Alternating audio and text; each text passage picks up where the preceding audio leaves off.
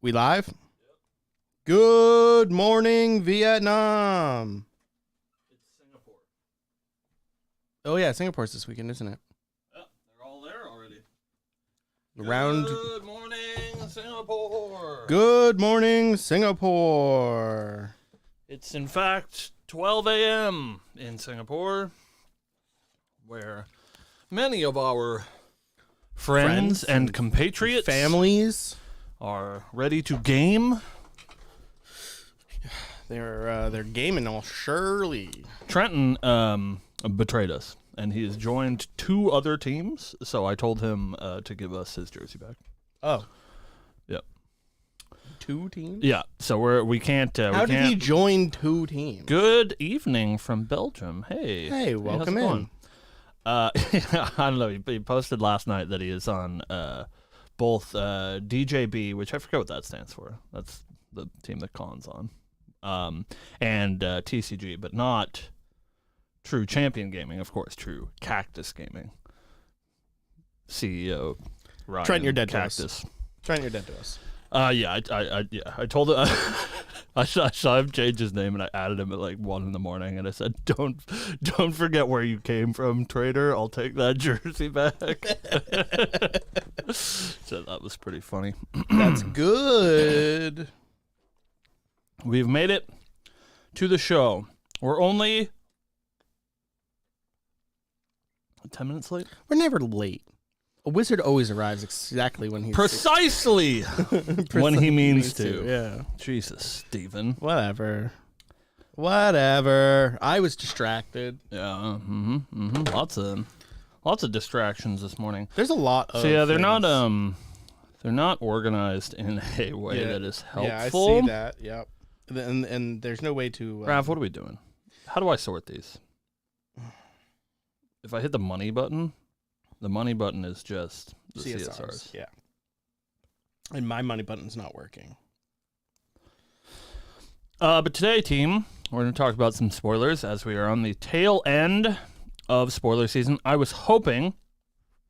There's, of course, one more spoiler tomorrow on the 28th, but I was hoping that we would have at least had TM32 Shinja's spoiler to talk about today, but he is being a big meanie and withholding his goods. So I guess the best way to do it is just to, like, start at the top and look. Yep. Yep. There's a few. And maybe we'll miss one or two, but where's the water? God, give us the our water. fault. Give us the water pole arm. Let's go. Terror cards. They're medium. Good morning. That's the spoiler. They're medium. Silver reward for MRC event point thing. Weebs mailed it, but didn't say why it was. Can't find the reward chart from last season, so not MRC from AMB rewards? No, ALC. Oh, ALC. Yeah. ALC rewards was Swooping Talon. Swooping Talons was the silver reward. It was Empowering Prayer, Swooping Talons, and Scry the Skies. Scry the Skies. Yeah, so if you're looking for the last one, hi, we are looking for Swooping Talons is the silver reward. Right. I got to get some more of those Empowering Prayers. I'm missing a couple. And I think that card might actually be kind of pog. So You should have just bought mine for me. Told me you didn't want any of them. you never know. A wizard never knows what he wants when he's wizarding. That's how it goes, right? But yeah, I'm going to do a little talking about spoilers today. It is, of course, for those of you joining us, thank you for joining us. It is Singapore this weekend, so everybody wish your friends and compatriots, Grand Archive gamers, good luck at Singapore. Except for Trent, traitor. Except for that traitor, yeah, piece of shit. Hate him. At least for us, the stream starts at a crisp 9:45 p.m., and that's not too bad. So I will probably watch a little bit of that Singapore. Cam is lying to you. Tonight. He will watch most of it.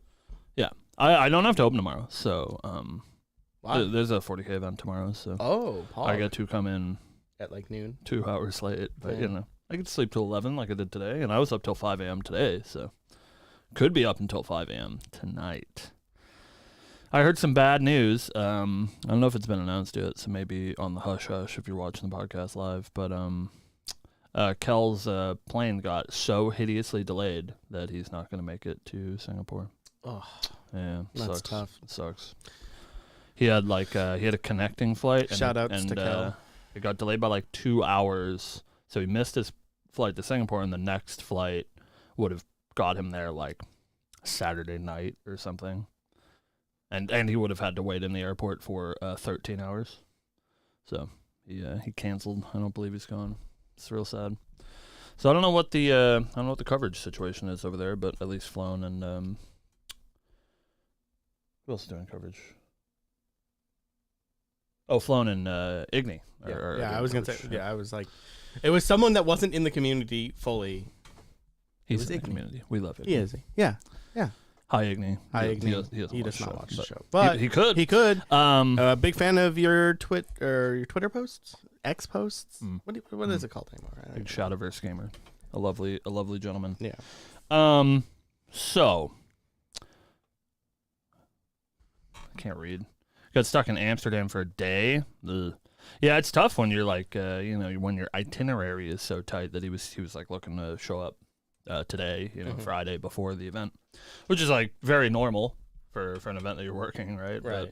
But delays suck, man. Yeah. Planes and stuff. As a wise man at Wizards of the Coast once said, planes fly perfectly fine all the time, and you don't hear about them.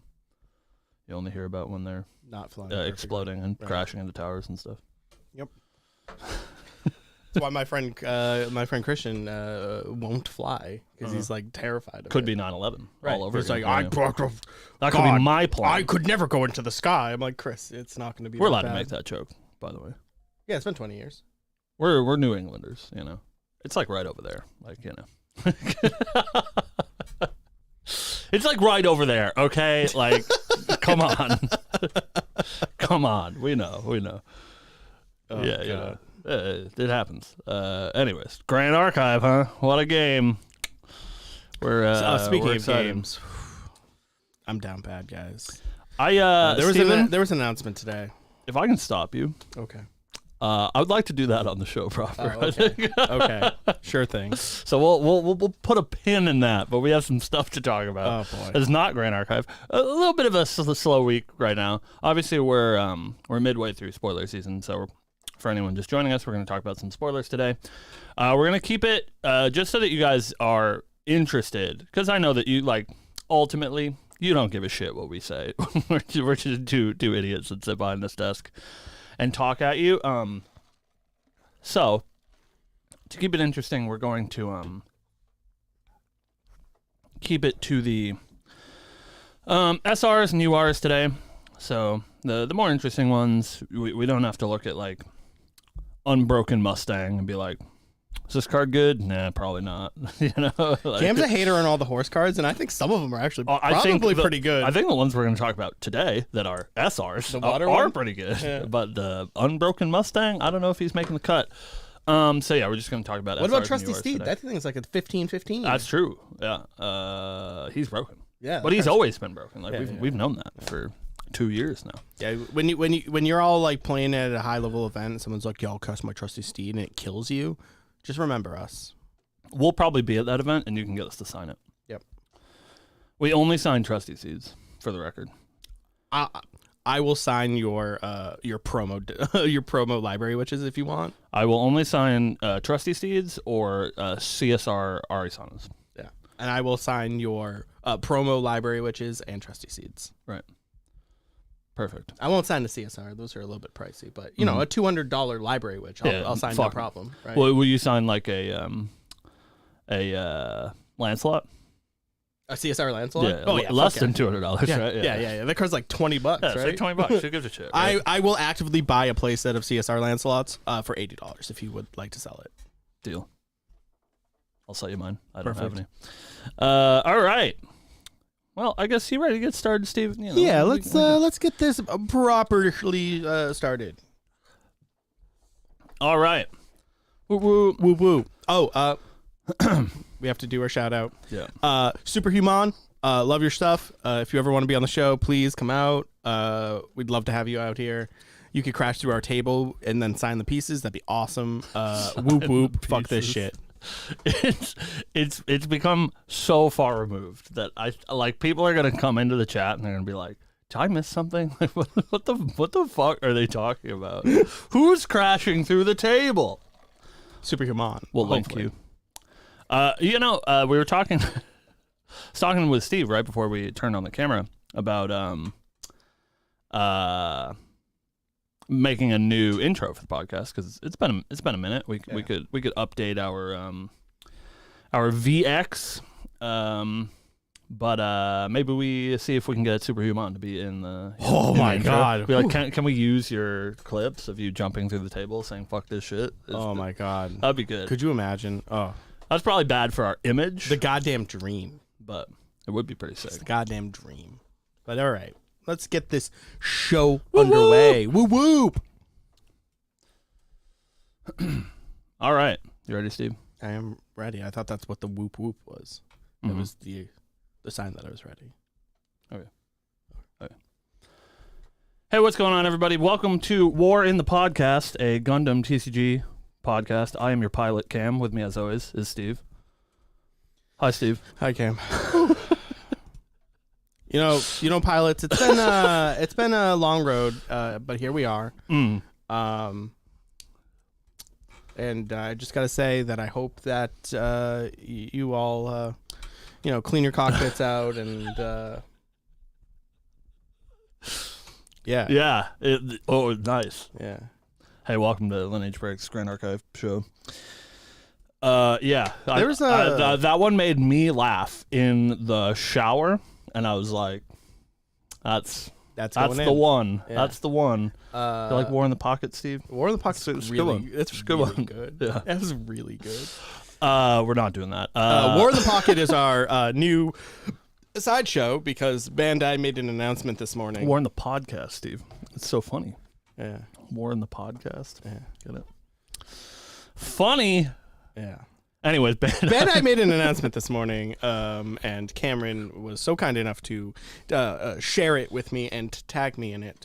Bandai is making a new TCG, and it just happens to be Gundam, the TCG, and I couldn't be more excited. Yeah. Caveat, it's a Bandai game, so also terrified because Bandai does not know how to... Whoa. We're ruining our sponsorship. No. Right Bandai now. knows how to make a card game. And I love Bandai card games.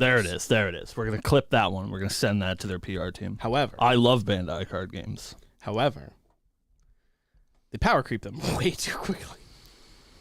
Or may or may not artificially mess with how much product is created. Ooh.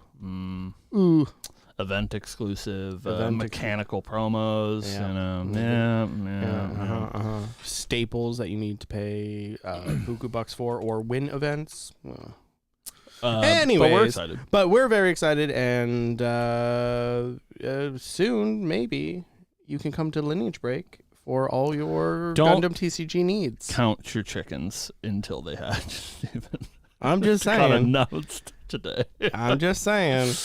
We're going to look at it. That aside.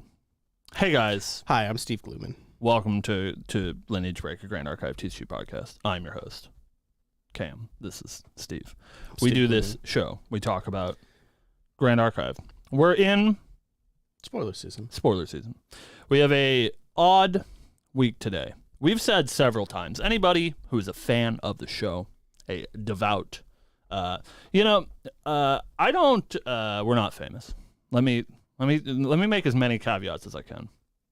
Thank you for watching the show. It means the world to us that anybody watches our show. Correct. It really does. I mean that truly. Yep. We don't think we're famous. We don't mean anything. We have like 400 subscribers. We're not a big deal. However, I do like cringe names for fan bases, and I think that we should have one. So you think on that? Yeah. Like, because I wanted to Fillion has snackers. I wanted to address the people in a cringe way, and I don't have a way to address them. So and we can't. I was gonna say we could do Archivist, but that's too. No, that's Al's thing. Yeah, we can't take that away out. from Al. Yeah, right. You out there watching the show, if you have a cringe, terrible name that you Break Nation. I like that, That's Theo. Tough. That's real good. Break Nation. If you have a name for the Break Nation that is better than what Theo has offered us, please let me know. I don't know. I think Break Nation is Garkers. Yeah, we do call Garkers at the store. But I think that's like a Merlin marketplace thing, right? I don't know. I don't know where that started. Glue Eaters is really good. All right. That just implies everyone's eating me. I don't like that. Yeah, that's great. This is great. Whoa! Is that world champion Glenn in chat? Hey, champ. Whoa. That's wild. Something that's... We are really off topic today. Thank you for watching the show. Hello from Singapore. Good luck this weekend. Yeah, I hope you win. Something that came up on my feed recently is a revival of that John Cena prank call. Oh, do you God. remember that? I love that video. Is Champ there? Is Champ there? Dude, he'll be there this Friday. It gets me every time. And so there'll never be wrestling in this house. I think Glenn should be Lineage Lads. Lineage Lads is also pretty good. These are good. I don't know. Lineage Lads or Break Nation. Break Nation's so stupid. But it's so on brand for us. All right. So Break Nation, today we are talking about some spoilers from A and B. Our plan, I know we've said several times on the show that we don't like to do the spoiler review because it's like very long-winded and you guys probably don't care. Right. And you read the card yourselves. Right. And there's, for lack of a better word, better players that are going over these cards for you. I don't think there's a better word. I think that is just exactly the word that we should use. I didn't want to shit on us too much. Yeah, we suck. So today we are going to do a little bit of a spoiler review, but we're just going to talk about the SRs and the URs because we think those are a little bit more interesting and lead to a more interesting sort of general conversation about what hero design and deck design are going to look like in the future, at least as far as we know. We're not going to spend a whole lot of time talking about Unbroken Mustang. I wish we would. That's the one that I keep pointing to Unbroken Mustang, and I really hope that card just is like sleeper broken. And I hope Mustang. I hope you lick. I hope you lick. I hope you. No, I'm gonna lick you for sure. All right. Well, you got to be careful because Alex said he's going to slurp down. Yeah, I did hear that. We are a family-friendly show, Steven. I'm going to need you to relax. Okay. Family-friendly when? Family-friendly. I don't know. So I don't know about that. Let's talk about some spoilers, guys. We're out of sorts today. Yeah. It's an off day. I'm sleep deprived. Caught in 4K, yeah. So I guess we're going to go in sort of reverse order. We're going to start with the one that we got most recently. Shout out to our friend Rav for managing Gabory.net, which is where we're looking at our spoilers. However, Robert, do me a favor and Can we give get me a filter button give me a button for chronological order. That's all I want. Not even that. Can we get a UR filter? Like UR SR filter, please? That'd be great. I don't know how much work that is, but do me a favor. Do me a favor. All right. Grill me a cheese. Let's talk about the most important card, and let's maybe just like talk about this the whole show. Does that sound good? Yeah. Hey, chat. So. How do you guys like hot druid women? That's the real question here. Do you like hot druid women? Because I do. You know, she's not my type. She's too thick for you. I understand. Yeah, she's not my type. But God damn it. God damn. God damn is whew. All right. So up first, we have Conduit of Seasons.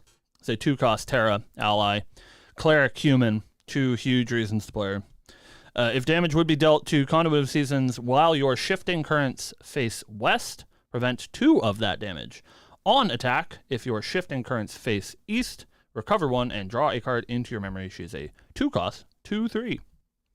It's pretty good. Yeah. I think this card is chef's kiss. So we don't know how Kongming's going to play. Right. However, a card that protects itself and a card that provides you advantage and healing seems pretty good, especially in a deck that seems like it's probably going to want to go long. So here's how I'm feeling. Always a doomer.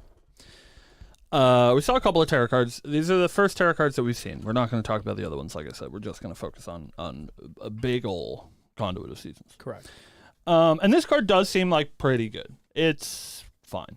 However, if you think about Grand Archive as it exists currently, and in the world of Grand Archive where we have to deal with Merlin's casting fireballs and Sylvie's casting storm slimes and all of these like big explosive game-ending plays once you get to level 3, I'm a little bit worried that all of the tarot cards that we've seen so far are like value-based. They're like recover repeatedly, like the Sempiternal Sage that we saw. Or this one is recover and like draw a card every turn, but obviously you have to have her in play for a couple of turns for that effect to snowball. I am worried that cards like this are going to get a little bit outclassed by people just saying, that's cool, I'm glad you recovered 1 and drew a card, I'm going to play a Storm Slime for 11. So it does sort of remain to be seen. Obviously, we haven't seen a whole lot of the set. We've actually, I think as of recording, we've seen like 90 cards out of 230 or something ridiculous. So like we're still missing a large swath of cards. But so this card seems okay. It's not Ghost Pendragon is basically where I'm at. Yeah. It's like if you are going to be playing probably very few turns at level 3, I don't know that this card lasts long enough to get its value. But like if that turns out to be the inverse and you can take the game quite long, this card's absurd. Yeah. It's like basically protects itself forever. So, right. So I'm very somewhere in the middle on it. Yeah, it's one of those like lines where like it kind of sucks that when we're talking about advanced element cards, we have to point to Ghost of Pendragon and say, is it this? Right. If it's not this, it's probably not playable. Is really tough for me. Yeah. And because like a lot of the advanced element cards like might not inherently be strong, but they have a very cool flavor and like right. I would like to play these cards. I would too. Like, it's like really tough where you're like, we have to be in that mentality where it's like, well, does it draw 2 cards? No. I mean, there's even, there's lots of ancillaries that we can point to, right? Like, is this Ghost of Pendragon? No. Is this Storm Slime? No. Is this Carter? No. There's so many like really, really impactful 2-cost allies that you can play in the game right now. And this one like seems cool, and she's like a really sweet design. So like I hope that I get to play it, but it feels like it's a little bit outclassed by the current advanced element pool. Right. But damn, there's a couple of reasons to play her. Yep. And you know what they are, chat. You know. Yeah. Hopefully she's one of the CSRs. Maybe. Unlikely, but maybe. We don't know. Speaking of not CSRs, but full arts. Let's do our best True Champion Gaming impression. I actually didn't watch the video today. Did you watch the video today, Steven? I clicked it and I hit watch later. Okay, great. So we will we are unbiased. We're gonna give you our official, Lineage Break rating. seal of approval. Yeah, maybe. We're going to give you our rating on the Divine Relic, and then later we will watch the True Champion one and see if we're aligned. So our Divine Relic for Mortal Ambition is Imperial Seal, is a 0-cost Regalia normal Regalia item mage artifact. Divine Relic means you can only have one in your material deck. Banish Imperial Seal. All basic elements are enabled for you until end of turn. This means fire, water, and wind. How you feel, Steve? I'm going to get canceled. I think this card is 0-5. I think this card is absolutely garbage. This effect has never been good. All of the cards that have been printed with this effect aren't good. I don't see it. Well, it's fun when we disagree, Steve. Yeah. I agree that I think this sort of effect has never been good, but this is the best one that they've ever printed. I think this card's maybe a 0.5 out of 5. Oh, okay. Okay. I was getting worried here. You got me worried. You had me worried. I think that there's maybe going to be some decks that sort of hinge on this card. I think you can like build a deck that hinges on this card. I think that is the problem, that you can't build a deck that doesn't hinge on this card. There's like, at least that we have right now, virtually no strategies that can like play Imperial Seal for value. You can like put it into your Prismatic Merlin deck so that you can cast favorable wins. Like, who cares, right? So I think if you're playing this card, you have to lean into it, and I think leaning into it is a trap. I do think that this card will scale pretty well. I can see a world where 5 years from now, this card is really gross. And maybe like we're not deck builders enough to see the light. But I agree. I think this card seems really bad. Right. Like in a world super where, cool though. Like I will always, again, we're talking about ancillaries. I will always look at Grand Crusader's Ring and go, would I rather not draw a card, or would I rather draw a card? Right. And in this case, I will always want to draw the card. Yeah. Elise, our editor in the chat, says that that this is a combo card, and you know you have to be setting up some like big 1-turn kill, and I think that's exactly right. That like if there happens to be some extremely cursed interaction that happens between two basic elements, and this card enables that, then you do that, right? Like think about if like Erupting Rhapsody, which will be banned, lol, like didn't have a fire harmony, right? Like, and so you had to play a harmony from another color to enable this gross combo, right? It's like something like that, I think, is the only way that Seal's gonna end up being super impactful. I think it's really cool for deck building. I really like the prismatic decks, like the true prismatic decks, but obviously they're like not competitively viable. Right. But I think something that we have to move away from, and I think we saw that in MRC, and I'm sort of glad to see it with Imperial Seal as well, is that, like you said, we're like going to have a really hard time comparing things to Grand Crusader's Ring or even Quicksilver Grail, which both I think are absurdly powerful cards. Where if we're getting a Divine Relic in literally every set, not all of them are going to be GCR, and you want some of them to be these sort of niche strategy enablers, right? Like Mercurial Heart was a exclusively automaton based Divine Relic, and this one is leaning into that sort of prismatic side of the game, which is cool to give them some support without feeling the need to be like, well, it's Grand Crusader's Rings and it draws 2 cards, know. So I think I'm totally happy with where this card sits, but I don't think it's going to see a whole lot of competitive play. At least yet. There might be some sick deck, and if there is, let us know. Right. So the next card we got is called Mandate of Honor. It is a 0-cost Regalia item, cleric accessory. As long as you control a unique ally, each player with influence 8 or more can't draw cards. Dude. Hey, it's pretty good. Dude, they printed Tithe Proclamation that has text. Right. You can actually it's like good. Card. You can use this card. I don't know if this card's good. I guess I jumped the horse, the horse a little bit. Like, he made a joke. But it could be good. Decks that come to mind that have more than 8 cards in their hand, like Merlin, Rye. I know some serial complainers about Crux cards, Mm-hmm. and I might be looking at one right now. This card's pretty good against that sort of strategy. It does shut down your Ghost Pendragon and the like influence gaining loops of some of these Merlin decks specifically. I think it's Crux is basically the only thing that has that sort of draw power right now. I guess maybe Tristan as well. She does usually have that large influence number, but she doesn't rely so much on card draw once she gets there. Right. So this right now feels a little bit like a, hey, you can sideboard this against your Merlin matchups. Again, it remains to be seen if maybe Kongming ends up being that influence-based deck as well.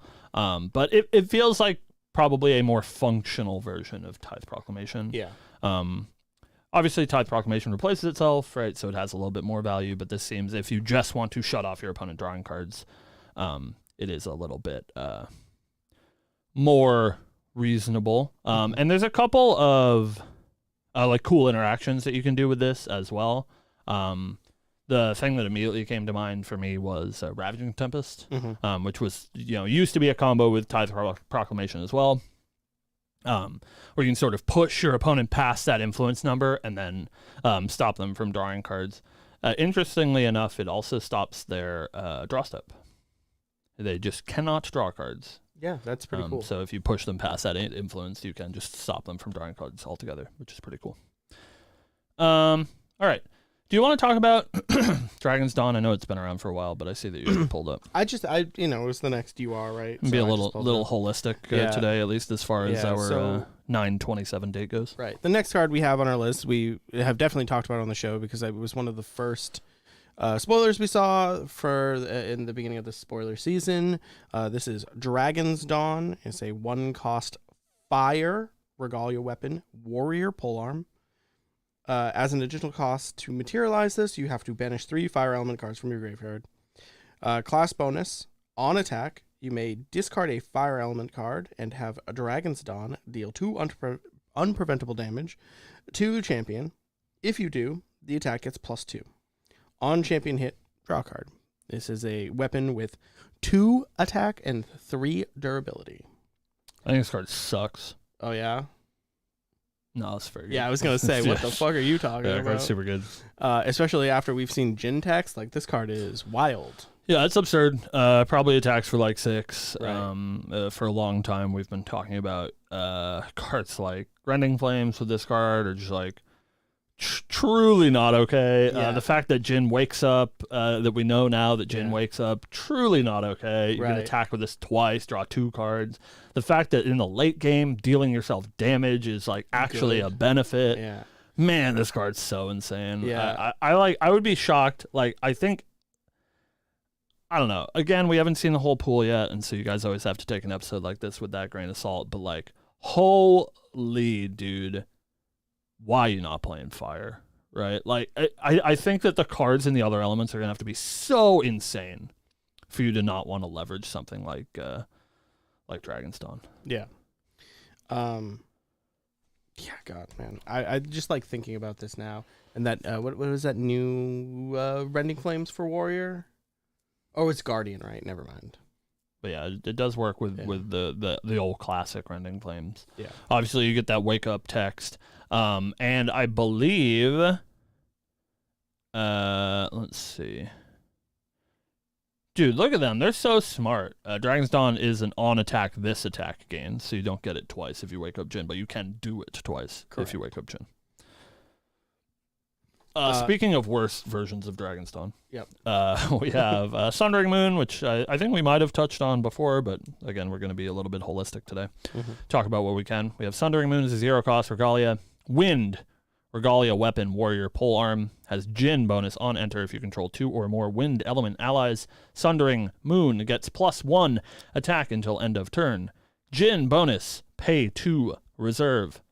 Return Sundering Moon to your material deck. Prevent the next 1 damage that would be dealt to target unit you control this turn. It is 1 attack, 2 durability. It's pretty good. When we talked about this the first time, I was like very convinced that we would have a reliable way to materialize pole arms out of sequence. That is not the case, so I think I'm a little bit lower on this card than I was when we initially talked about it. We did get a card in Materialized Polearm, which does allow you to do it, sort of like a Beseech the Winds. I believe it costs 3 as well. And so that's pretty good. They're both wind cards, obviously, right? So they will probably be played in tandem. But it does feel like a little bit weaker in that regard. You do always have to have this upkeep of its on-enter trigger of having wind allies on the board.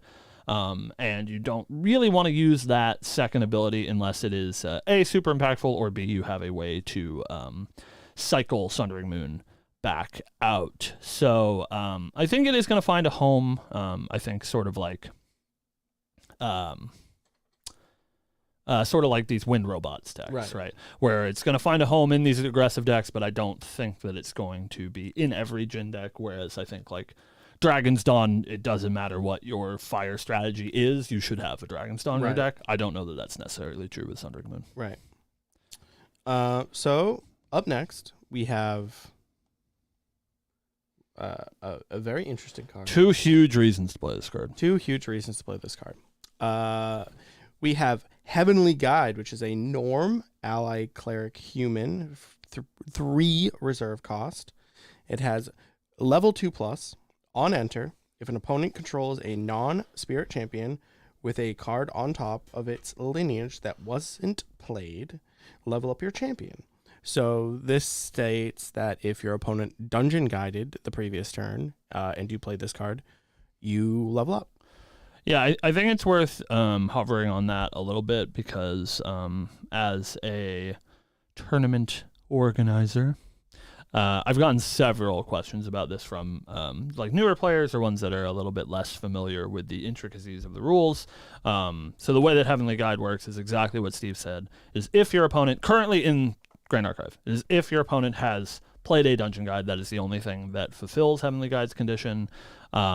It does track that for the whole game, which is very interesting. Beseech the Winds? So Beseech says materialize a card. So you do pay costs for Beseech the Winds. So this only works if they did not pay their costs for it. So currently the only way to do that is Dungeon Guide.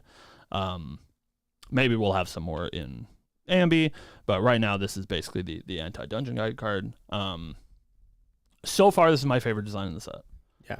I think it's super cute because you just like put this out into play and like, you know, they're like, ooh, whatever.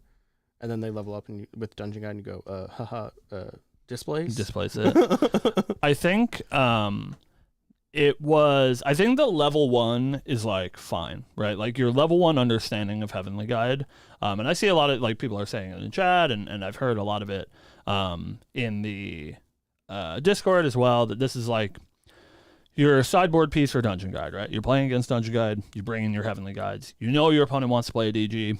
You have your Heavenly Guides in your deck. It doesn't even have to like line up particularly well, which is why this card is so good. It does track for the entire game. As long as the top card of their lineage, or is it? Yeah. I believe it's the top card. Yeah, on top of its lineage. So as long as it's the top card of their lineage, even if they Dungeon Guided 4 turns ago, it's still going to check that. Oh, yeah? Yeah. Oh, okay. Yeah, it just says if the top card was a card that they did not play. Or did not cast, whatever it says. Right. So your level 1, right, is this is a sideboard card for Dungeon Guide, and it's totally fine at that. I think the really interesting part about this card is how they interact with each other. Mm-hmm. In that, like you said, multiples stack really favorably for decks like Tristan. So if you're able to get a Heavenly Guide out and then you can like displace your Heavenly Guide or play another Heavenly Guide and you get that trigger again is very powerful. And the way that they work opposing each other, I think is really interesting as well. Where like if you're the Dungeon Guide deck and you assume your opponent is sideboarding Heavenly Guides, do you also sideboard Heavenly Guides?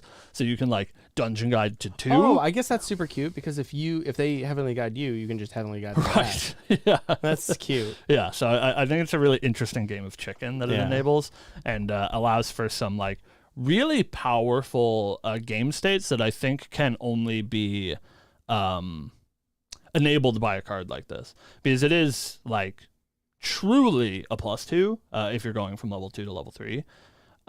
Which we don't see very often. Like Dungeon Guide is not card positive. It's just time positive. Yeah, and it's like a +6 or some wild shit if you go from Reaver to Shadow Dancer. Yeah, the cursed math that I gave in chat when I was talking about this in our in our group Discord was if you play a Heavenly Guide and then you displace it and you're playing Tristan, you go Reaver to Dancer, it's a 2 for 12. Yeah. Which is pretty good. This is so, like, actually wild. Yeah, it's some card advantage.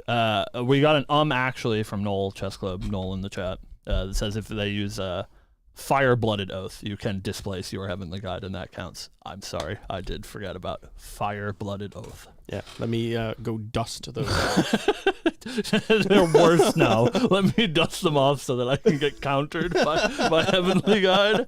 It makes our Luxem Xander Shade Blood Oil combo deck much worse. Yeah, it does.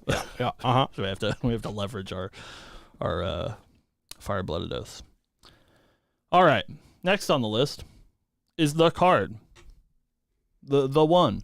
Now, guys, can all be winners. I want us as a community, not even necessarily as the Lineage Break community, but thank you for being here. We appreciate you. I want us as a Grand Archive community to put our fucking foot down, weebs. I know you're out there. I know some of you are watching right now. We have Dawn of Ashes. We have Fractured Crown. We have Mercurial Heart. And we have Mortal Ambition. Where is Alchemical Revolution? Where is it? It better be in fucking Altar. I swear to God. Don't do this. No, keep doing it. Don't do this. Keep doing it. It's funny. It's like when they don't complete cycles in Magic and I want to kill myself. Yeah. Like, why is it like this? Horizon Canopy, why? And then like 30 years later, they're like, here's the full set. Yeah. So that would be cool. Anyways, we have Mortal Ambition is a 6-cost normal action tamer skill. Fast. This card costs 2 less to activate for each unique ally you control. Until end of turn, human and horse allies you control get +1 health and gain ambush and steadfast. You're such a hater. What? I heard that disdain you said Horse. horse with. Cam's actually a horse girl. He just won't admit it. This card's sweet. Yeah, this card actually is kind It's of like cool. super sweet. Yeah. They gain ambush and steadfast, Yeah. so you just like kill people. Yeah. It's like, oh, you're attacking me? You're dead. Oh, I'll cast Mortal Ambition, you've died. You've approached me? Yeah. I think it's really cute that this card's called Mortal Ambition as well. Yeah. So it's so many levels of cute, for sure, where it's like, you know, you come to the king, you best not miss, right? You try to kill them, they cast a Mortal Ambition, you die. They have their, you know, giant storm slimes on the board or whatever that they attacked you with, and you're like, ha ha ha, your shields are down, and then they're like, I'll play this Mortal Ambition, you die. All right. I don't know that it's like particularly good. It does cost a lot, and getting reduced for unique allies, I think, again, means that you sort of have to build around it. But I do think, unlike Imperial Seal, if you build around this card, it has a like pretty huge payoff. Right. And I guess unclear if Imperial Seal does, but this card can be leveraged to be pretty powerful. Yeah. And I think the existence of this card is really good, especially the fact that it's a normal card, where and it doesn't have class bonus. It is a tamer card, but it doesn't have class bonus. So you sort of just like always have to be aware that this card exists. Yeah. And you know, maybe if your opponent's a psychopath and they put a Mortal Ambition in their deck, you could just die. Yeah. And that's something True. that you have to consider now, which I think is cool. Yeah. Excuse me. Excuse you. Next up, we have Horses. Yeah, horses. I'm gonna say it so Cam. So you don't get the venom when Cam reads this card. This card is called Paired Minds, Kindred Souls. It is a norm element action warrior skill. 3 reserve cost. Look at the top 10 cards of your deck. Reveal a horse ally card from among them. Put it into your hand. Put the rest on the bottom of your deck in any order. Class bonus: if you control a unique ally, the next horse ally you activate costs 2 less. This is a slow speed card. I think this card's really good. Yeah, I think this card is exactly what the equestrian archetype needs. That way you're not playing a million trusty steeds in your deck, but you can play the good horses and see them more, consistently. Yeah, I'm still a little bit confused by the equestrian keyword, where cards like Paired Minds, Kindred Souls make it seem like you don't really want to be a dedicated equestrian deck, because it does look at 10 cards, right? So you really don't have to play that many horses to make this work, but you do have to play this card. So you get into this weird sort of cycle where you're like, I don't have to play that many horses, but if I don't play that many horses, I have to play these cards to support my horses.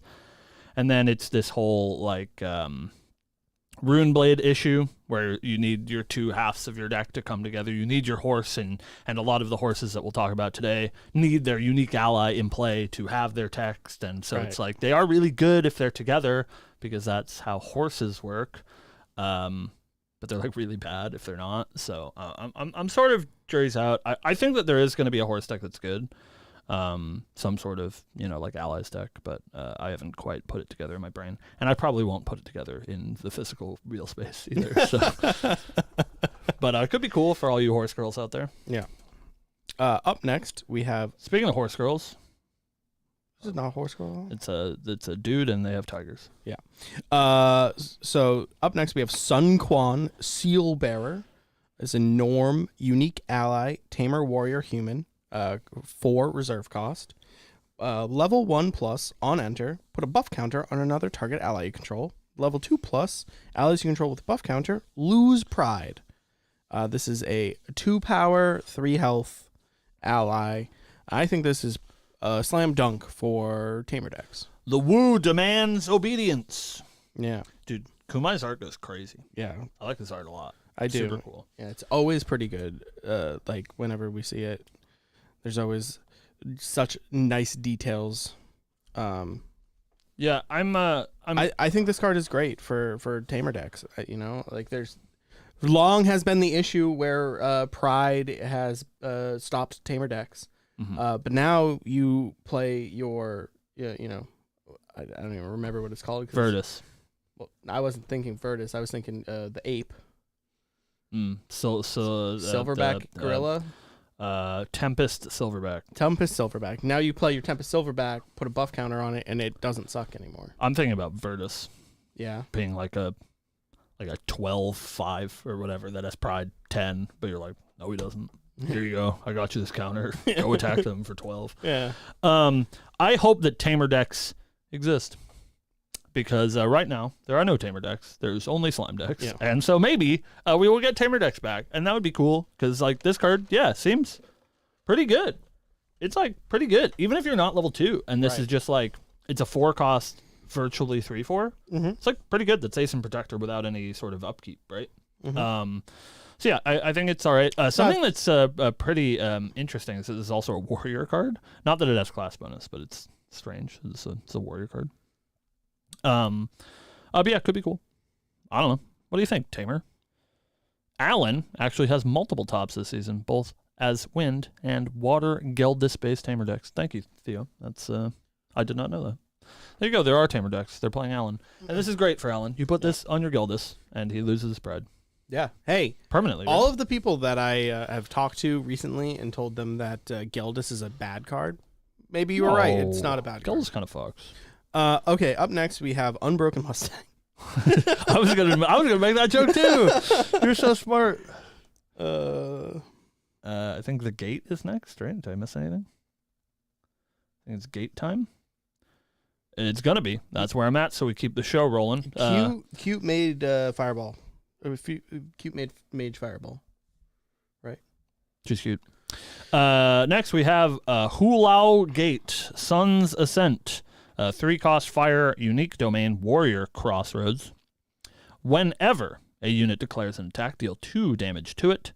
Upkeep at the beginning of your recollection phase. You may banish a fire element card from your graveyard if you don't sacrifice Hulao Gate.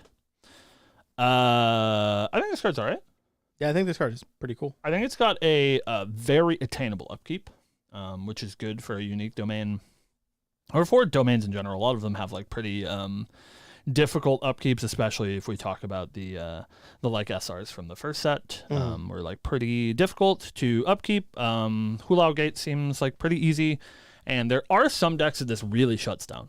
This is very good against the low-to-the-ground aggressive decks, like Wind Robots or Fire Xander. Anything that's going to be attacking with 2 life allies, this basically deletes them from the board. It's also like fairly strong against decks like Jin that are going to be attacking with their champion multiple times, because it is whenever a unit attacks. So if you're level 2 Jin, you attack twice with your Wake Up trigger, you take 4 damage for your trouble. So I think this is pretty good. I think it'll probably live as a sideboard card, and if those more aggressive, low life ally strategies end up being prevalent, this could see some real play as a counterpiece. I agree with you. She's pretty cool. Up next, we have Sword Saint of Everflame. She is so hot. I believe we've talked about her before briefly. I'm always thinking about her. So, but she is a fire ally warrior human, a 4 reserve cost, class bonus, 2. Activate for 2. Banish this card from your graveyard. Target fire element weapon or ally gets +2 attack till end of turn. She inherently has 3 power and 2 health. I think she's great. This card is everything Fire wants to be doing. Yeah, Sword Saint of Fire Lorraine looks pretty good.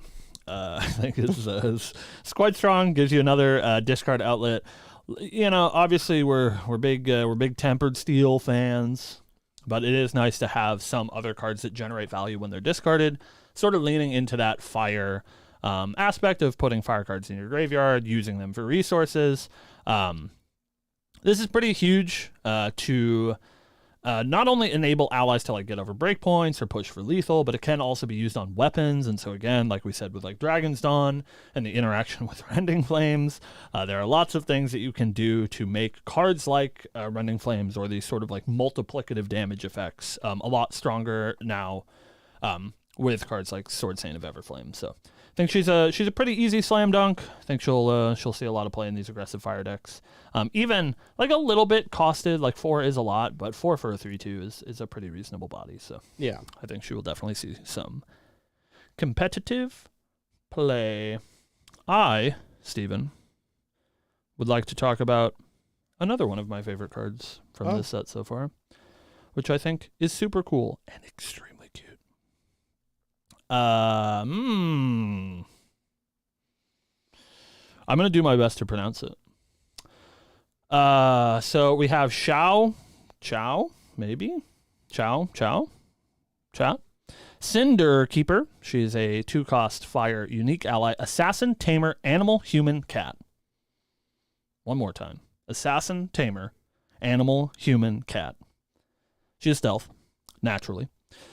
She has class bonus. Xiao Chao's attacks can't be retaliated, which is pretty good. And she has, if a unit hit by Xiao Chao this turn would die, banish it instead. She's a 1/2. So, this is sort of shades of Korhazi. Oh, where's my brain? Steven. Korhazi. The fire one? Mm-hmm. Elise, help us out. The fire one. Yup. Arsonist. Thank you. That's it. Korhazi Arsonist. That is very. Thank you, Poro. Is very good against cards with floating memory. But the cool thing about Xiao Chao is she is stealth, which is pretty good. So she sticks around basically forever. And she has this effect always, where Korhazi Arsonist is just the turn it comes into play, I believe. Yep. I think. Maybe. Most importantly, she does have a stealth, which means she's a little bit more survivable, and can sort of pick off those cards with either floating memory or very ubiquitous cards like Library Witch are quite good with Xiao Chao. So I'm curious if she'll see a whole lot of play, but I think being a 2-cost ally is like pretty easy to upkeep in these more aggressive decks, and especially with that assassin class bonus. I assume that's where she's going to land. However, the most important thing about this cat girl is she has ally type cat. Yeah, that's cute. It's the first time she has ally type cat. And so, are we going to go backwards? Are we going to give Academy Guide ally type cat? Are we going to have cat tribal? Can I play only cat girls? That'd be pretty cool. I agree. I like cat girls. They're cute. Up next, Speaking of cute. we have Cow Aspirant of Chaos. This is a water unique ally mage human. 5 reserve cost. Equestrian. As long as you control a horse ally, this card costs 3 less. That's a lot. So costs 2 instead of 5. A class bonus. On attack, you may banish a card with floating memory from your graveyard. If you do, deal 2 damage to each rested unit you don't control. She is a 2/2 for 2. It's the second cat. Who's the first cat? It's not Academy Guide? Who's the first cat? Oh, well, sure. The other one that's a literal cat. It was one of the spoiler cards at Chicago. Oh, yeah. The literal cat. Yeah, the Yeah, actual sure. cat. Yeah. Sorry, I got distracted. Sao Sao? Cow, right? I believe it is Sao Sao. It's either Sao Sao Sao? Sao or Chow Chow. Depends how you want to pronounce it. Interesting. Words are hard, man. But I did look this one up because she's so cute. So, she's like cute. Yeah. And she's probably pretty good as a 2 cost.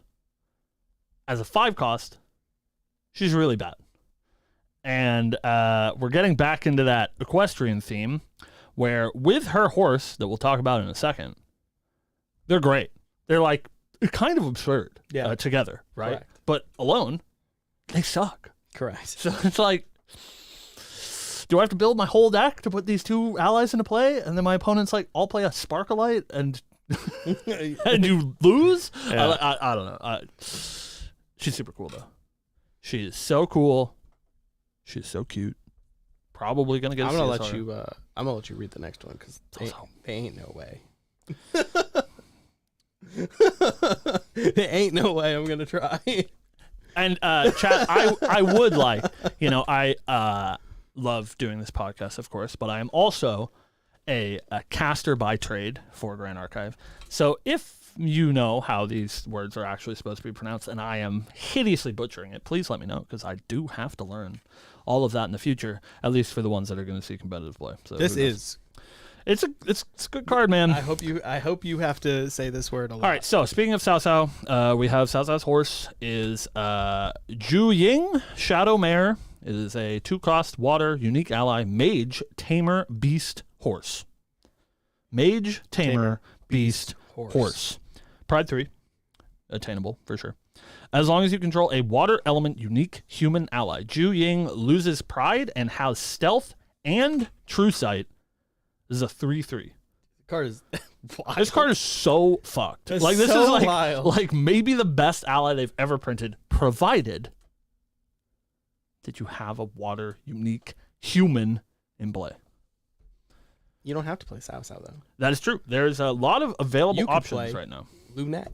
So I did a little bit of research. So I think that this card is going to become a near ubiquitous staple in Water Allies. Correct. I think that Water Allies is probably going to make a pretty real return to the format. With cards like Cao Cao is quite good in that sort of strategy, and also Zhu Ying here. There are notably a few cards for us to talk about that you can play with Zhu Ying. So as we said, there's Lunette. Lunette is obviously quite powerful, especially with a 2-cost 3/3 True Sight Stealth.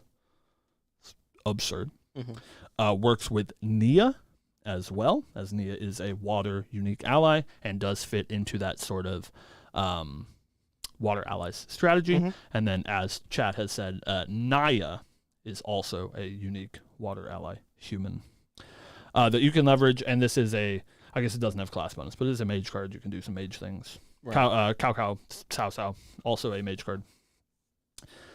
So yeah, I think this card is really good, and you do have to put this into your water deck. Correct. Which horses. The thing that I like the best about Zhu Ying is that worst case, right? You don't have a water ally in play. You can't turn on Zhu Ying's text. It's still like a pretty good card. Like Pride 3 is pretty attainable. A lot of decks are going to go to level 3. and 2 cost for a 3/3 once you're level 3. It's a very good body. Right, So yeah. like card is like probably fine without its absurd text. And if you Right. get its absurd text online, Yeah. holy shit. If you're playing water allies, you go first. You're like, I'll play Lunette. I'll play Zhu Ying. Go ahead. You're losing that game. Like, what are you supposed to do? I hope I'm playing a burn deck and can remove that Lunette, because otherwise you are fucked. Yeah. You can use Trisket to enable Arthur plus Shadowmare. You can also use Imperial Seal to do that. Thanks, Nick. Thanks. So yeah, I think Zhu Ying's pretty good. Yeah. It's cool. It's a good horse. We'll talk about the wind one later too, which I also think is good. I think it's literally next, unless you can find something beforehand. I went through them all. Oh, okay. Well, if you went through them all, hit me, Steven. So the next up, we have a Dailu Auspicious Charger. It's a wind unique ally, tamer, ranger, beast, horse. 2 reserve cost. Pride 3. As long as you control a wind element unique human ally, Dailu loses pride and has vigor. It's a 3 power, 4 health.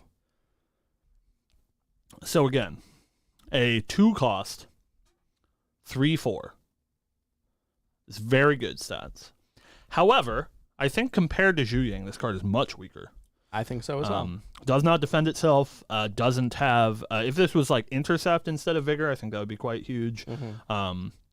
But sort of just like used as a ace and protector beater, right? And I think considering it's like probably a pretty similar hoop to jump through as ace and protector. That's not to say that this card's bad. I think it's going to see a lot of play in these wind allies decks. I think if anything from the onset is going to be an equestrian deck, is going to be these allies-based decks, right?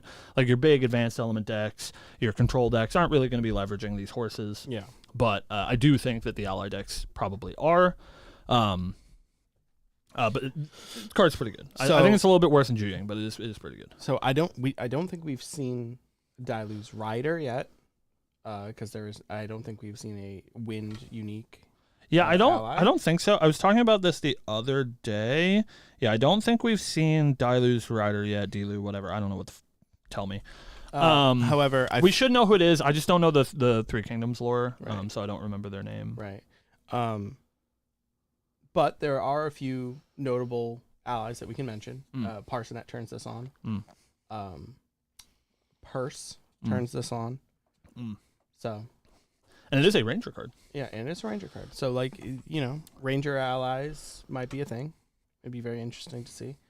But yeah, just some good notable cards. Finally making Purse actually see the light of day, maybe. Something, and Purse does protect this card, which is pretty good. Right. Something that I would also like to mention, as this is the last horse that we'll talk about for the time being, we have not seen Redmare, which I believe is Lubu's horse. Correct. In lore. Both of these cards work very well with Sun Quan, where if you are worried about keeping their pride restriction, if you're not going to have the wind allies in play all the time, Sun Quan, at least at level 2, allows you to put a counter on this horse and then and then have it lose pride. Right. And that makes Dailu a 2 cost 4/5. Right. It's pretty good. Yeah. That's okay. Yeah. Up next, we best have spoiler card. a. I don't think I've ever seen this card before. It's kind of wild. We have 3 visits, which is a wind action cleric mage skill, cost 0. Class bonus: you may activate this card from your graveyard. If you do, banish it as it resolves. Class bonus: you may activate this card from your banishment. If you do, put it at the bottom of your deck as it resolves. Rest your champion. If you do, glimpse 2, recover 2. This card is fast. This card's so good, we have to show Steve right away. Correct. Hi, Steve. Hi, me. So there is a few things that we need to talk about, because I believe there's a rule clarification that came about because of this. Yeah. Maybe Theo in chat can let me know. I mentioned this a little bit on Discord, but it was sort of unclear if Siladar wanted me telling people about it. The card's out, and people are gonna have to know. So I don't think it's a big deal. I just worry about stepping on toes or whatever. Fair. So the way that 3 visits works is you can cast it 3 times a turn. So you cast it, and then it goes to your graveyard. Then you can cast it out of your graveyard. It goes to your banish. When you cast it out of your banish, it goes to the bottom of your deck. And normally the way that like templating for this would work is say that you cast it out of your graveyard, and it is negated. Your opponent casts a Cerulean Decree, and it's negated. You would assume, much like normal, when a card is negated, it'll go back to your graveyard, because that is how the game has worked, and that is sort of the intuitive nature of the game. Unfortunately, the way that works with Camelot, the SR domain from DOA, is it says whenever you activate a wind element card, you may negate it. If you do, suppress target ally. If this were to work the way that it has traditionally worked, you would cast 3 visits out of your graveyard, as it does allow you to do that. You would negate it with your Camelot, and then it would go back to your graveyard, as that is what, normally would happen with other cards, and then you would just cast it again. So with cards like Razor Gale Calling, that says whenever you activate a wind element card, you deal 1 damage to target champion. This is an infinite combo. So I believe, and this might be corrected at some point, so take that with a grain of salt, but I believe the way that it was told to me is the way that card resolution is going to work from now on, is that when a card resolves, if it has a condition that would send it to another zone, when it resolves, even if it is negated, it will be sent to that zone. So if you negate 3 visits being cast out of your graveyard, it will go to your banish. Anyways, 3 visits is a really good card. Yeah, I'm super excited for Vanitas. I think there is now a pretty sick wind spells matter Vanitas deck that exists. Yeah. And you can cast this 3 times on your turn, which is awesome. Mm-hmm. You don't get the effect of this card if you cast it 3 times. Yep. However, if you have attacked with Vanitas and you cast this card 3 times, Vanitas just gets +3 to deal an additional 3 damage to you. Yeah. Which is pretty good. It's pretty good. So it's one card, 3 damage, right? And if you have any amount of Razor Gales into play, Mm-hmm. Yeah, I think the obvious synergy here is, like you said, with Razor Gale Calling. It is a 0 cost, so you can cast 3 times. That does trigger Razor Gale Calling 3 times. It's quite strong. Something that I don't want to, as per the rule book, August, is that 27th? Thank you. If a card is negated, the default zone for negated cards to be sent is the graveyard. However, if the card had rules text to modify where the card would have gone during resolution, it will go there instead.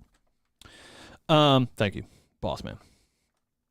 I think something that people have overlooked a little bit is they're looking at this at like the peak degeneracy, which I think is Razor Gale Calling, where it's like, you cast it 3 times, and if you have 2 Razor Gales, it does 6 damage, which is absurd. And if you're playing Vanitas, it does 9 damage. It's nuts.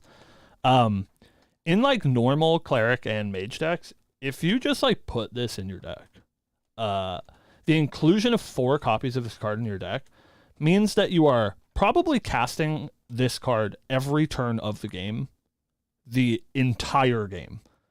Because like you only really want to cast it once if you want to leverage that rest ability. You are probably casting this literally every turn cycle of the game, and every turn cycle of the game for free. You are glimpsing to either, in an Arisana deck to leverage that glimpse ability, or just in a normal deck looking for, like a better draw step or whatever, and recovering to. It's like actually nuts. Like the value that this card provides is insane, and especially in like level 3 Kongming, Fell Eidolon, it allows you to manipulate your shifting currents sort of at whim, because you have access to the 0 cost card that you can cast all the time. This card's so good. This card is going to be like big money, $80 UR, I think. Yeah. Get your 3 visits now. I think this card's nuts. Yeah. Also, and thank you for giving it to us as our spoiler. I don't want to see the price of any of these foil URs. Yeah. Ooh, Daddy doesn't want to think about 4 foil copies of 3 visits that I theoretically want. So speaking of URs, speaking of expensive URs, we have Zhao Yun, Dragon's Blood, which is He's hot. Exia, unique ally, warrior human. Reserve cost 3. Class bonus. On attack, you may have Zhao Yun deal 2 unpreventable damage to your champion. If you do, it gets +2 attack. Class bonus. On kill, Zhao Yun gains immortality. And that is not for the turn. That is just he gains immortality if he kills something. Yeah, the reminder text says this effect lasts indefinitely. So I think if you were to flicker it, yeah, he'll lose it. Correct. However, God, this card is wild. It's 2 power, 3 health. But whew, boy, this is a dangerous card, I think. Steve, Yeah. chat, you guys remember Conduit of Seasons that we talked about so very long ago? Mm-hmm. And we were like, this card isn't Ghost Pendragon. This card isn't Carter. Mm-hmm. This card isn't Storm Slime. This card is Carter, Ghosts, whatever. I think the value that this card generates is insane. Yeah.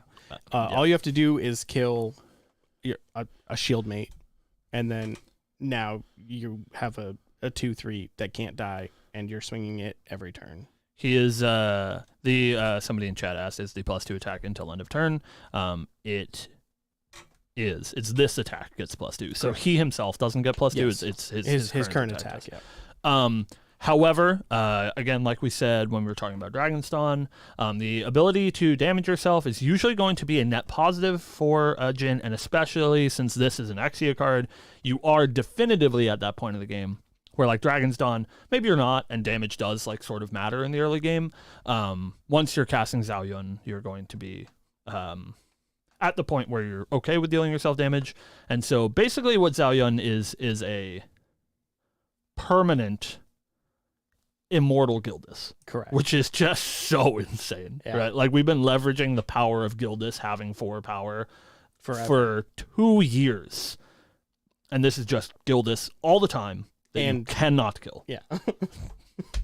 I think he's pretty good. Yeah, I think this is definitely a 4 of, because you definitely want to see it. And something that we said about season Conduit of Seasons is that it's unclear if Kongming is going to get the time to leverage that repeatable effect, whereas Jin basically guarantees that you will get that time. Right. I think the survivability of Jin, just based on the way that his hero text works for level 3, Jin, it means that you are at minimum probably going to get 2 or 3 turns out of your Zhao Yun if you play him as soon as you go to Exia. So very strong, very strong. So up next, we're kind of nearing the end of our SRUR list. These are the starter decks, right? Yeah, these are cards out of the starter deck. So there's not many of them, but we will go over them. So first we have Berserker Plate, which is a Exia. You guys like Fate? Regalia item, warrior armor, 1 material cost? Memory cost. Class bonus, your champion gets +7 health. At the beginning of your recollection phase, deal 3 unpreventable damage to the champion, then draw a card. Hey, you know what's really good? Drawing extra cards every turn. This card's so funny. I like. I don't know how good it is. I think it's like probably fine, but it's really funny. I really like the design of this card. I think it's actually hilarious. The dealing yourself damage to draw a card is like pretty powerful, especially when you're Jin, you're immortal, right? Like as soon as you get to that trigger, you know that you're safe. Like there's no point where this trigger can be on the effect stack that your opponent can interact with you and it be favorable for them. So the only like thing that you have to worry about with Berserker Plate is sort of the like fractured crown issue, where if you're relying on this extra 7 health to get you over your damage counter threshold, and then in your end step they're like, all Zephyr it. It's like pretty funny. You just die on the spot.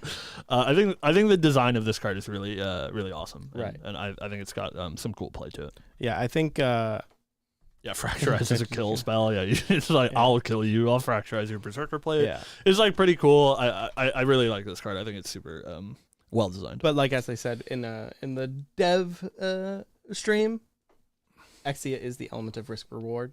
Right. And I think it fills that like favor spot perfectly. Jin's just so cool, man. Yeah, I'm so pumped to play him. He's so sweet. I'm really excited to play Kongming. You guys know how excited I am to play Kongming, but I am like just wowed by how cool Exia is. Yeah, I can't wait to play it. It's so cool. Yeah. Want to lead us off with this next one?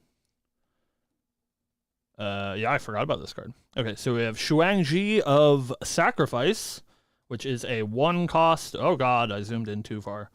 A 1 memory cost Exia Regalia Weapon Warrior Polearm. It has 1 attack, 3 durability. Class bonus for every 5 damage counters on your champion. Shuangji of Sacrifice gets +1 attack. On enter, you may have it deal you 5 unpreventable damage. If you do, you draw a card. So it's very similar to that Berserker Plate, where it does have that ability to deal you some damage for some card advantage. Something that I find interesting about this and Berserker Plate is usually these like effects that draw additional cards. Most recently have been drawn to memory, but both of these cards are drawn into hand, which is pretty powerful. Especially in your materialized steps, you get to leverage like recollection step nonsense before you go to your draw step. And this card is probably like a 1 cost 4/3. It's like pretty good. Yeah. It sort of depends what element you're playing. I think like most of the time this is probably worse than Dragonstone. Yeah. But if you're not in a red deck, this is a good sort of like supplement to that, where if you need a big weapon to finish out the game, you can get your Shuangji. Yeah. I think you probably still play Shuangji even if you are a fire deck, because it's good to have extras. Right. It's always good to have a backup pole arm. Mm-hmm. Up next, we have Relentless Outburst. This is a Exia He's action, Angie. warrior skill, 3 reserve cost, class bonus, and damage 35 plus. Casual. Until the end of turn, if target champion would take damage this turn, they take that much +1 instead. For every 6 damage counters on your champion, deal 1 damage to all other units. I think this card's probably pretty mimetic. Yeah. I'm not seeing you play many of these. Maybe you play like a couple in the side. Super funny though. But I like the fact that he's Angie. I love Relentless Outburst. I think it's so funny. But like, what? Yeah, like what is this doing? You know, it's what you have damage 35 plus, right? Right. Is that divisible by 6? No. So you're looking at 36. So let's say that you're 36 damage, right? And then this deals 12 to No. If target champion, okay, so it deals 12 to them and 6 to their board. No. Deal 1 damage to all other units. Oh, Plus other than target. No, all other units other than you. Yeah. Is that? Yeah. I don't know why is this worded like that. I don't know. What does it say? All other units. Does it mean all other units then target champion? What is the other referring to? I would assume it's the previous clause, right? Because this isn't an attack, so it doesn't mean all other units other than you. So it says until end of turn, if target champion would take damage this turn, they take that much damage +1. And then for every 6 damage counters on your champion. Oh, on your champion, all other units. Okay. Yeah. So it is referring to your champion. Okay. Yeah. Sorry, I got there in the end. My reading comprehension is very poor. So it deals 12 damage to them and 6 to their board, right? It deals 7 damage to them and 6 to their board. So it's damage +1. It's for every 6 damage counters on your champion, you deal 1. They are all individual. Oh, are they all individual? Yes, yeah. Oh, okay. Yeah, So yeah. 12 to them, so 6 to their 12 board. to them, 6 to their board. Which is like cute. I don't know how often you're getting 36 damage on your hero. It's like a lot, but I don't know. Well, we got there. Don't worry about it. I love being bullied every Friday. Listen, I figured it out. Okay, I'm a professional. I promise. I think this card's pretty mimetic. I think that's where I'm at. Yeah, it's like really funny, but like if you're like a neat kill. If you're at 36 damage, and like sure, hopefully the 12 kills them. Right. But if it doesn't, Like, you don't give a shit about a board wipe. You just When cast- you're at 36 damage, Well, you're going to die. You just cast 2 of these, right? It's like fireballs. Sure. It's You're just just like, 3-cost slow fireball. For I'll just 12. violent outburst on my last turn. And okay, I'll take 12. Chat says to just fireball yourself. Why not? Yeah. One for me, one for you. Instead of dealing 12 damage to you with my own fireball, what if I directed it at me so that I could play Outburst instead? Yeah. That's funny, though. I like that card. Speaking of funny, bad meme cards, we have Planar Abyss. What a cool card, man. It's a 12 cost, Terra, action, mage, spell, slow. Efficiency. At the beginning of your next recollection phase, destroy all non-champion objects, and if your shifting currents face south, deal 10 damage to each champion you don't control. I was talking with Matt G, not Matt G, but Matt G at our locals yesterday, and he referred to this card as Calamity Cannon at home. So I really like. This card's super cool. I think it is just about as playable as Calamity Cannon. Your next recollection phase feels so bad. You just like you like slam this down, and there's no way that you're not like paying like what 6 for this or whatever. You've like, yeah, I'm powered for 4 and I'm level 3, so I cast this for 5 or something. Go ahead, and then they're like, well, I'll just kill you. You're like, oh yeah, no, that's true. You got me.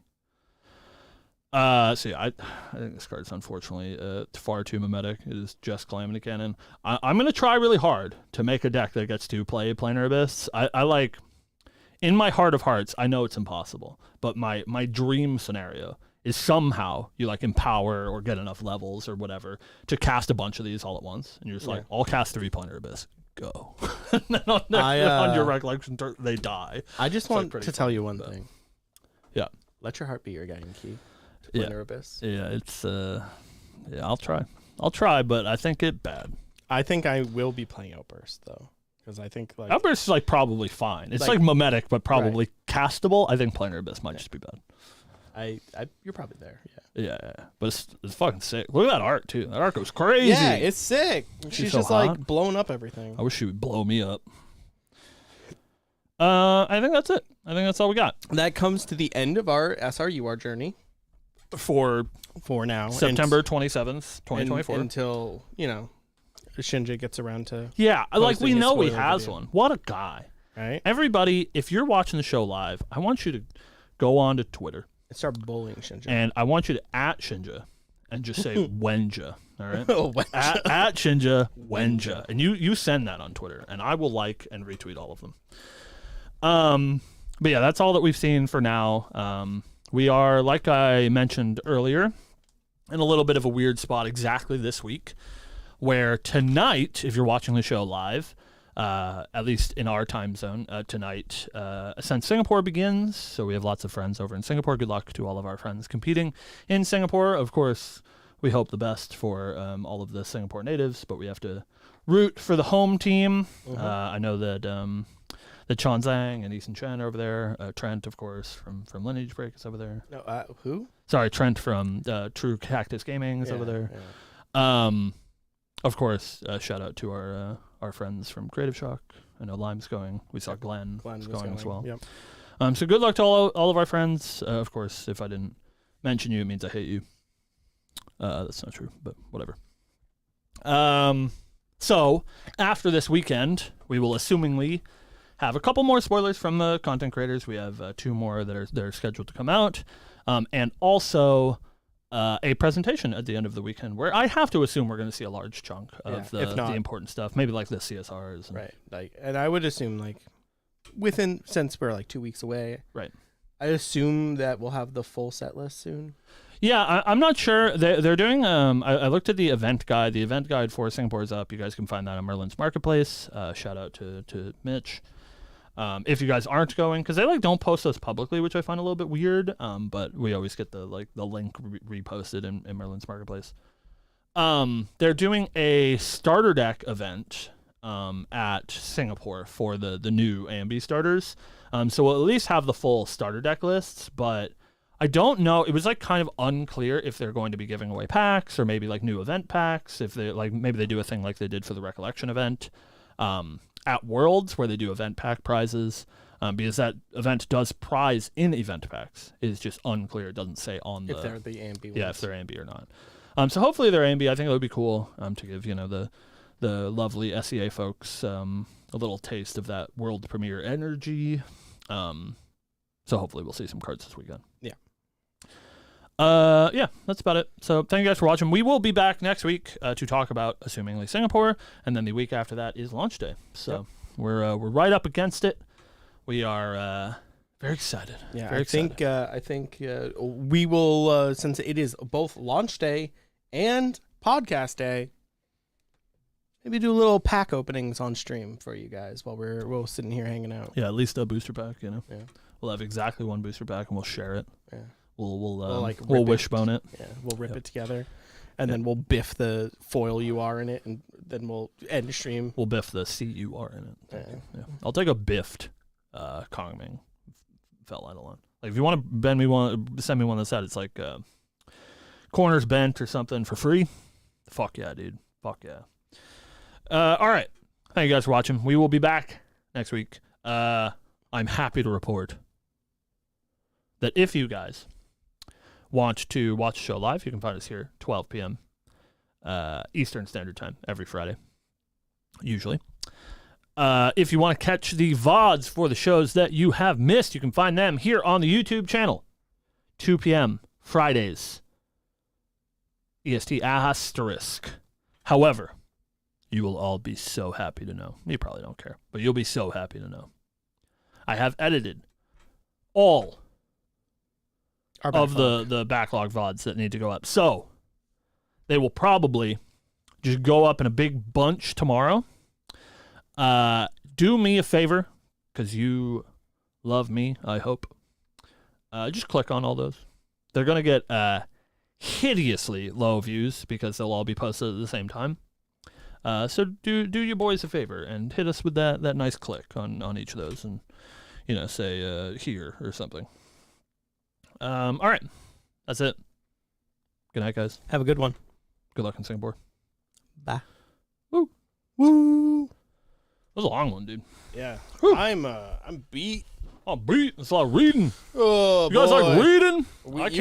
You guys know we can't read, so that was tough for us. Thank you for watching. Thank you. God. Oh, Jesus. I look forward to hanging out with How much to cut first pack? $30. I was going to do it for free. You got me. Steve will cut his first pack. Paro, you don't want to take that. You don't want to take my life in your hands like that. Right? Like, you have to understand, It like cuts the CUR. It's all fun and games. Over. It's all fun and games. I cut a $50 SR or whatever. I'm like, that sucks. I cut that fucking CR in half. I will kill myself, like on the spot. Like I'm going down to the fucking Home Depot. And I'm like, this is it. This is it. Give me your thickest rope. Hanging myself from the rafters. So you don't want to take my life in your hands like that. All right. That's all I'm saying. God, Cam, that was rough. That was rough. That's to just sit here for. True. Okay. It's like one in like what is it per booster pack? It's one. We're that close. Oh yeah, always on a knife's edge. A knife's edge. So what? It's you guys work at Weaves of the Short. It's what? It's 24 packs because it's a main set, right? So it's not 20 packs, 24 packs. All right, so. It is 1 in 14,352 packs that you open the CUR. And so if I cut it in half, there is no coming back from that. Like that is, that's the lowest point in I can't wait to open human life. I can't wait to open the CUR and just trade it for. Noel gets it. Like I don't care about the odds. It's like 1 in 14,000. That's why I do care about the odds. I'm like, it's so unlikely that if it did happen, there is no recovery. That's what I mean. It'd be a good story, though. Yeah, for you. Yeah. All right.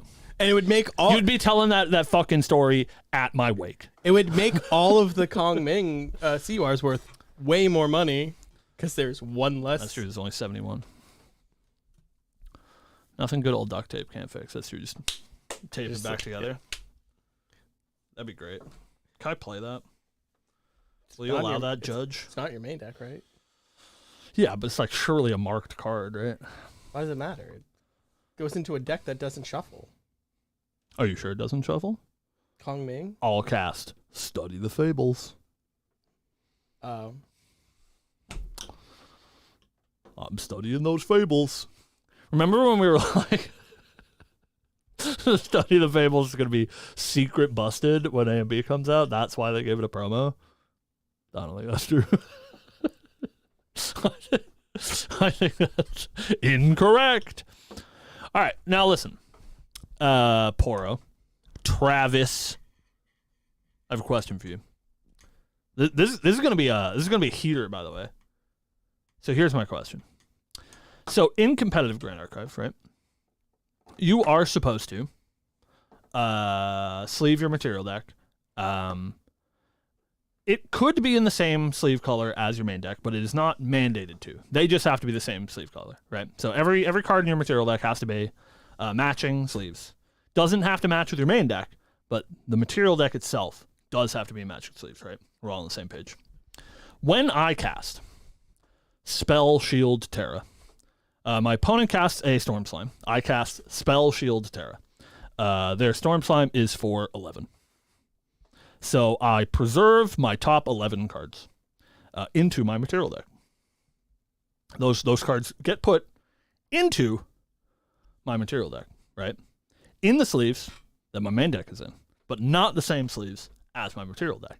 Then my opponent casts Study the Fables. What do I do?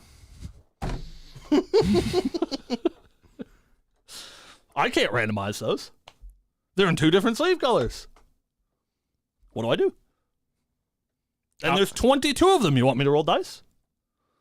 There's 22. You want me to roll dice? I only brought D6 with me.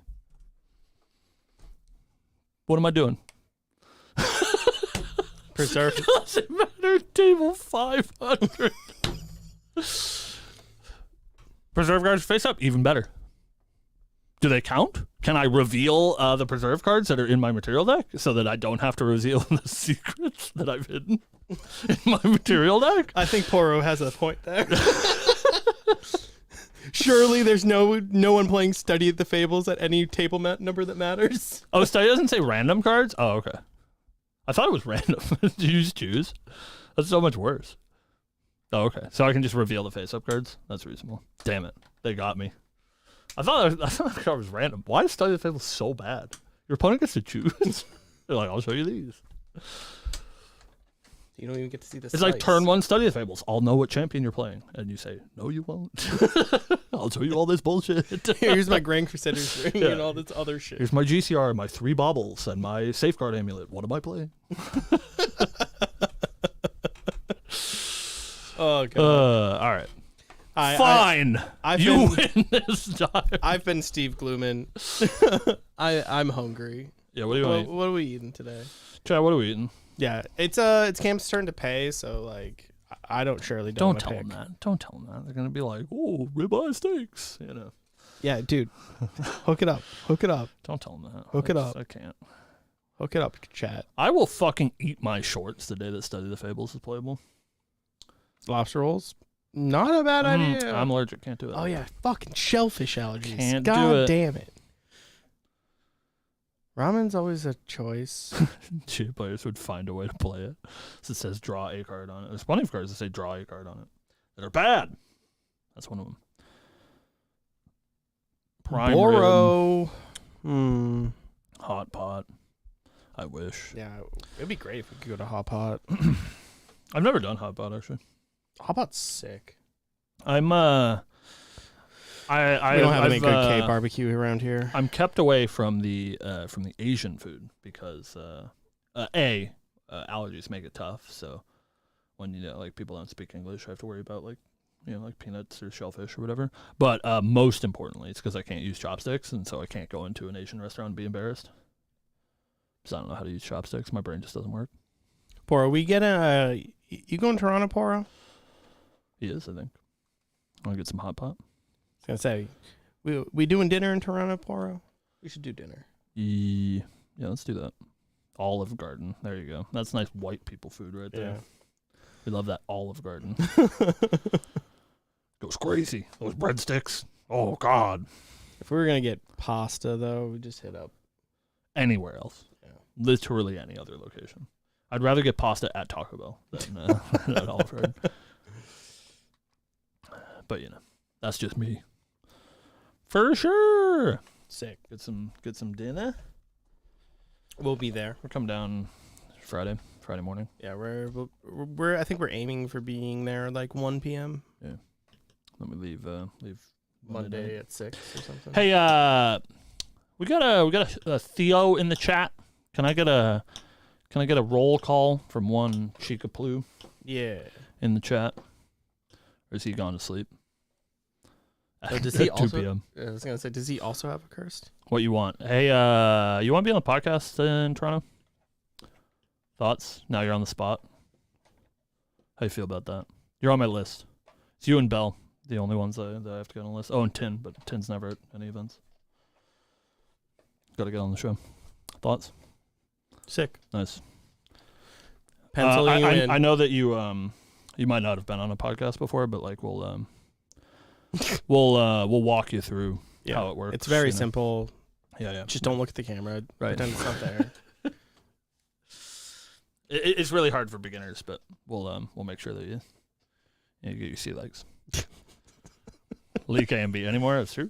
You'll just have to leak HVN, bro. Yeah. Ooh, we'll be in there getting that HVN leak. I usually try to do it like on Monday, if you're going to be around Monday. Yeah. So that we don't have to worry about Event stuff. But also, like, we can talk about the presentation, and I don't have to, like, worry about us not supposed to be talking about something that's getting announced in 2 days or whatever. And assumingly they're going to announce HVN at Toronto. That's my guess. At least, like, probably what they did for Mortal Ambition, right? Like, at Worlds, we got, here's the title, here's some art, I would assume, but maybe I'm wrong. Hey, I think I found that, Devin. It's on my short list. I think I found the Devin episode. You can we'll always make another one. We'll figure it out. If Cam. No, that's a great idea. Yeah, so that they can be kindred spirits. Yeah, is Andy gonna be there? I would love to do that actually. Let me let me see if Andy's gonna be there. Do you know, Theo, is Andy gonna be there? That would be great. Can I have the honor of reuniting the Bestial Frenzies? Oh man, that would be sick. The Bestial Frenzies, or Bestial. That'd be so funny. Oh, dude, that's so funny. I'll send Andy a message. That if I could have that honor, that would be wonderful. Reunite the Bestial Frenzies. It's so funny. It's wild it's times. Actually hilarious. Yeah. We'll try to do that. Ooh, Halloween party. Oh shit. I guess it is like. Yeah, dude, it's Halloween weekend. Ooh, that's spooky. That's why everyone's bringing horse masks. True. Shirt reveal. What? My shirt? Oh, this is my deadbeat shirt. I'm wearing my Maury Calliope shirt for all my Calliope people out there. Yeah, Cam's a big old tuber fan. VTuber. I can't say I'm a big VTuber fan because I think the big VTuber fans just like watch nothing but VTubers. I basically only watch the English Hololive girls. Yeah, which is a very small piece of the pie, but they're all pretty good. I watch. I guess one would say that I'm a bigger VTuber fan. It's true. You watch way more VTubers because I might not watch full streams of VTubers, but I do watch way more. You spend way more time on brain rot TikTok. No, I stopped going on TikTok as much, and I'm a YouTube Shorts guy. Yes, TikTok for boomers. I scroll through YouTube Shorts and I watch. I see the reposts of TikToks on my Facebook page, so that's where my brain is. I'm old. Sorry, I'm old. What were we eating? Food? Food, yeah. Good food? Yeah, food. What do you want to eat? I know, Facebook users are gross. That's me. Getting to a small crew of tubers. They're delightfully comfy and easy to wear. Thanks, Theo. I don't ever wear shorts. Like, He literally doesn't. ever. He literally never, and it's No. wild. But his pants are pretty much, not pants because Listen, man. they're like 97% whole. I am. His pants don't have holes today. I'm a millennial, and I will die in my skinny jeans. All right, I will die in them. Yeah. Unfortunately, I don't care if you call me old. I tripled in size from high school, so I do not fit in skinny jeans anymore. We can put you in some skinny jeans. Yeah, you find me some fat boy skinny jeans, I'll wear them.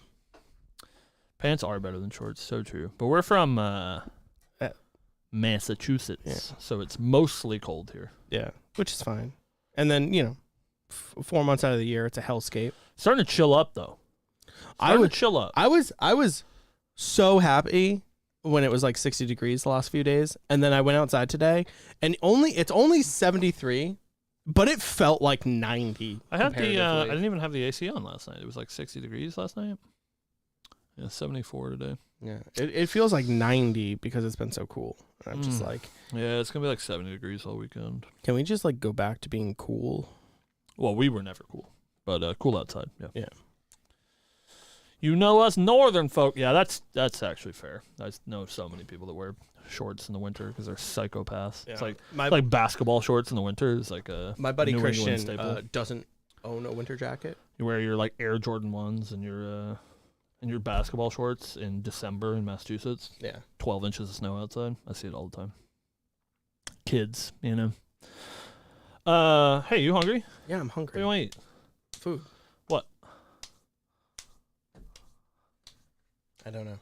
Chat's not helpful today. They gave us lots of suggestions. Yeah, but all of them would probably kill you. We just go with what Elisa's suggesting. We can get Boro. Yeah, I could eat a burrito. Showing up with Boro later. You're gonna wait 2 hours. Yeah. I don't, but thank you. That's cool.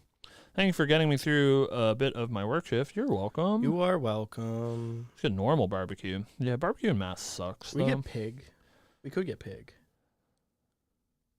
I get pig. Yeah, we'll pig. We're gonna pig. I get pig. All right. Thank you guys for watching. We will see you guys in the live stream chat of Ascent Singapore tonight. Correct. And then we will see you on the show next week. Greek gyros. The place close to us closed. Sucks. It's really good. What one? It's in Westboro. It was in the... I know it's gonna sound bad, and you're gonna judge me on it. I'm judging you right now before you even say it. But the Pleasant Street Pizza one doesn't. It's not awful. Oh, you want to get Pleasant? I could kind of go for some Yeah, I'll do Pleasant. Pleasant. Yeah, let's Pleasant do that. actually kind instead. of fucks now. Yeah. Yeah. I'm a big Pleasant. I might actually have like money off on Pleasant because I go there so much. Ooh. So we can take a look. Sheesh. All right. Goodbye, guys. We love you. Bye, Thank you for watching. everyone. Whoop, whoop. Oh, that's your. You want my phone? Yeah, You can kinda. take it. Oh, okay. Doesn't have a case on it. I found one for mine. I went to Best Buy. They don't carry iPhone 13 Pro Max here.